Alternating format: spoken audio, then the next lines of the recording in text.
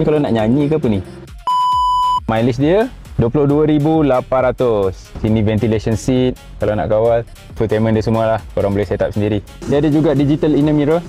Dia ada kamera kat belakang lah, kan activate kat sini. Ni vanity mirror ada lampu kiri kanan. Driver pun boleh buka boot kat sini. Ada auto high beam, traction control off. Nah, cuma ni manual lah. Dia punya blind ni manual. ETC card is not inserted. Kita buka sunroof untuk Land Cruiser ni. Bahagian depan je lah dia punya sunroof ni. So kita tengok bahagian seat belakang. Belakang driver dan passenger seat ada infotainment LCD untuk entertainment passenger belakang. Okay, dia ada juga armrest dengan cup holder. Yang ni pun ada ventilation seat dekat sini. Kat sini ada intake angin bagi sejuk untuk passenger belakang. Tak apa-apa, kita masuk dulu. Ni lampu atas. Ada blower dekat bahagian atas si pillar ni, kiri kanan dan sampai belakang. Untuk passenger belakang pun sekali atas.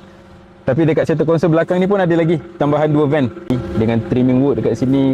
Sini nak kawal sistem aircon untuk passenger belakang, sekali dengan ventilation seat untuk panaskan ataupun sejukkan.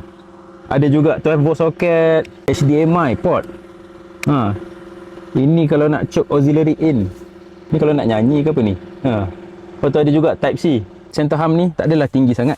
Inilah bentuk bila aku duduk tengah untuk aku yang tinggi 173. Ternaik lah, memang naik. Tapi tak apa, kita boleh rembat sikit. Passenger kiri kanan punya ruang kaki kan. Seat pocket bahagian belakang pun nampak premium, buka. JBL speaker punya sistem. Dah masuk.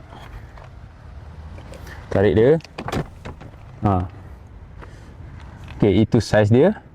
Okay, untuk third row, bila kita tak pakai, terus simpan je kan. So ni aku masuk. Allah. Ya Allah. Memang 2 passenger je boleh. Inilah position bila aku duduk dekat third row. Memang tergantung aku punya pose. Aku duduk sini lah. Nampak sikit kot. Si bila aku duduk dekat third row, ni memang sesuai untuk kids lah. Memang sesuai untuk kids. Kalau adult aku rasa tak sesuai ni.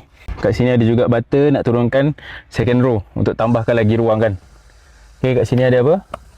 Type C. Ini button nak adjust third row.